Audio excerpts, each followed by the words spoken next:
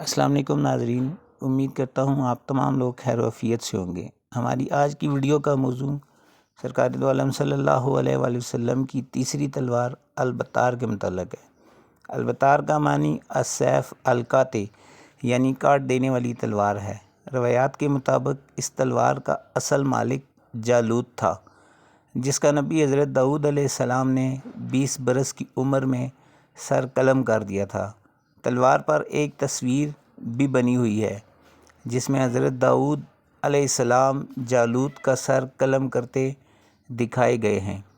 تلوار پر ایک ایسا نشان بھی بتایا جاتا ہے جو تراشیدہ چٹانوں کی وجہ سے منفرد شہرت حاصل کرنے والے اردن کے بترا نامی شہر کے تقریباً 2000 قدیم باشندے اپنی ملکیتی اشیاء پر بنایا کرتے تھے۔ اس تلوار کو سیف الانبیاء یعنی نبیوں کی تلوار بھی کہا جاتا ہے، کیونکہ اس پر انبیاء حضرت داؤد علیہ السلام، حضرت سلیمان علیہ السلام، ہارون علیہ السلام، یسوع، زکریا، یحییٰ اور عیسیٰ علیہ السلام اور پیغمبر اسلام کے نام کندہ ہیں۔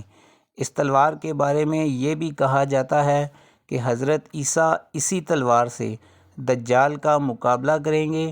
101 سینٹی میٹر لمبی یہ تلوار پیغمبر اسلام کو یہودی قبیلے بنو قنیقہ سے مال غنیمت میں حاصل ہوئی، اور یہ تلوار میوزیم توپ کاپی میں محفوظ ہے۔ مزید تفصیل جانیں ہماری اگلی ویڈیو میں، اور ہمیشہ کی طرح جو لوگ ہمارے چینل پر نئے ہیں وہ ہمارا چینل سبسکرائب کر لیں اور گھنٹی کے نشان کو بھی دبا دیں، تاکہ مزید اس طرح کی معلومات آپ تک سب سے پہلے پہنچ جائے۔